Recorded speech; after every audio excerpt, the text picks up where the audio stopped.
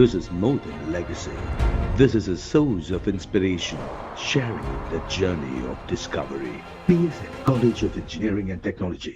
தமிழ் வார விழா இன்று தொடங்கியிருக்கும் சூழலில் அரசின் அரசாணைகள் அறிவிக்கைகள் தமிழில் மட்டுமே வெளியிடப்பட வேண்டும் என்ற உத்தரவு தற்போது வரை அமல்படுத்தப்படவில்லை என குற்றச்சாட்டு எழுந்துள்ளது. விவரங்களை வழங்குவதற்காக செய்தியாளர் ரமேஷ் இணைந்துள்ளார்.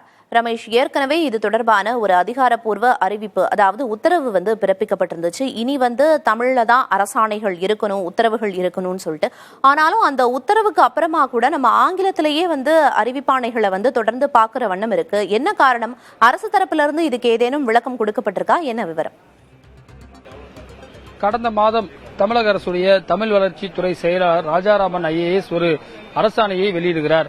தமிழகத்தில் அனைத்து அரசாணைகளும் ஆங்கிலத்தில் இருக்கக்கூடாது, குறிப்பாக தமிழ் மொழியில் இருக்க வேண்டும், அனைத்து மக்களும் தெரிந்து கொள்ளக்கூடிய வகையில் இருக்க வேண்டும்.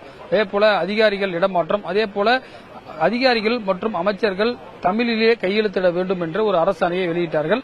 அதற்கு பின்பு கூட பாத்தீங்கன்னா தமிழக அரசு சார்பில் வெளியிடக்கூடிய பல்வேறு அரசாணைகள் மற்றும் ஐஏஎஸ் அதிகாரிகள், ஐபிஎஸ் அதிகாரிகள் இடமாற்றம் குறித்த விவரங்கள் அனைத்துமே பாத்தீங்கன்னா ஆங்கிலத்தில் தான் இடம்பெறுகிறது. இது ஒரே ஒரு முறை மட்டும் ஒரு சில மாதங்களுக்கு முன்பு ஐஏஎஸ் அதிகாரிகள் இடமாற்றம் தமிழில் வந்தது. ஆனால் அதற்கு பிறகு வந்த ஐஏஎஸ் அதிகாரிகள் இடமாற்றம், ஐபிஎஸ் அதிகாரிகள் இடமாற்றம் ஆகியவை அனைத்துமே பாத்தீங்கன்னா ஆங்கிலத்தில் மட்டுமே வருகிறது. எனவே இன்று முதலமைச்சர் தமிழக வார விழா என்று கொண்டாடப்படும் என்று சொல்லப்பட்டிருக்கிறார். பாரதிதாசனுடைய பிறந்தநாள் விழாவை ஒட்டி இன்றையிலிருந்து ஆரம்பித்து மே மாதம் 5ஆம் தேதி வரை தமிழ் வார விழா கொண்டாடப்படும் என்று அறிவித்திருக்கிறார். பள்ளி மாணவர்களுக்கு தமிழ் குறித்த ஒரு விழிப்புணர்வு ஏற்படுத்த வேண்டும், கட்டுரைகள் இது போன்ற விஷயங்கள்லாம் நடத்தப்பட வேண்டும் என்று சொல்லப்பட்டிருந்த நிலையில் இந்த ஒரு கோரிக்கை என்பது வலுத்து வருகிறது. ஏற்கனவே தமிழக சட்டமன்றம் இன்றுடன் நிறைவடைகிறது.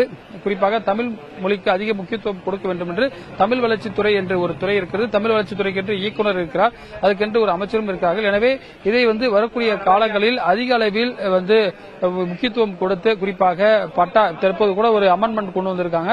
இந்த பட்டா மாறுதலுக்கு குறிப்பாக புதிய திருத்தப்பட்ட விதிகள் கொண்டு வரப்பட்டிருக்கிறது. அதுவும் ஆங்கிலத்திலே இருக்கின்றது. இது போன்ற இன்றைக்கு கூட அமைச்சரவை இலாக்காக்கள்லாம் மாற்றியமைக்கப்பட்டு புதிய சீனியாரிட்டி போர்ட்போலியோலாம், அதாவது எந்தெந்த துறை யார் யார் கவனிப்பார் என்ற ஒரு விரிவான ஒரு பொதுத்துறை சார்பாக ஒரு அரசாணை வெளியிடப்பட்டிருக்கிறது. அந்த அரசாணை கூட ஆங்கிலத்தில் தான் இருக்கிறது. எனவே வரக்கூடிய காலங்களில் மற்ற குறிப்பாக தென்னிந்திய மாநிலங்களில் கடைபிடிப்பதை போன்று தமிழுக்கான முக்கியத்துவம் கொடுக்க வேண்டும் என்ற ஒரு கோரிக்கை எழுந்திருக்கின்றது. ரமேஷ், அரசு துணையோட அரசு ஆணைகள் தொடர்ந்து தமிழ்ல தான் இருக்கணும் அப்படின்னு உத்தரவிடப்பட்டிருந்தும் கூட ஆங்கிலத்துல ஒரு சில துறைகள்ல இருந்து அறிவிப்பாணைகள் வரத பார்க்க முடிஞ்சது.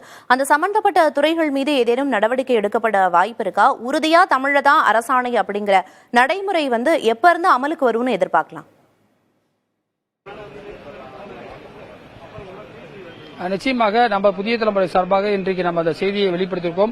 ஏற்கனவே தமிழ் வளர்ச்சித்துறை செயலாளருடைய அரசாணையும் கடந்த மாதம் எந்த தேதியில் வந்தது என்ற விவரங்களையும் நம்ம வெளிப்படுத்தியிருக்கோம். குறிப்பாக கர்நாடகா போன்ற மாநிலங்கள் அந்தந்த மாநில மொழிகளுக்கு அதிக அளவில் முக்கியத்துவம் கொடுக்கிறார்கள். தமிழகத்தில் இந்த ஏற்கனவே பாத்தீங்கன்னா ஏற்கனவே ஒரு பிரைம் மினிஸ்டர் ஒரு குற்றச்சாட்டை சொல்லியிருந்தார். குறிப்பாக தமிழ்நாட்டிலிருந்து வரக்கூடிய கடிதங்கள்லாம் வேறு மொழியில் வருகின்றன அப்படின்ற ஒரு குற்றச்சாட்டை சொல்லியிருந்தார். அதற்கு பிறகுதான் அந்த அரசாணையும் வெளியிடப்பட்டது.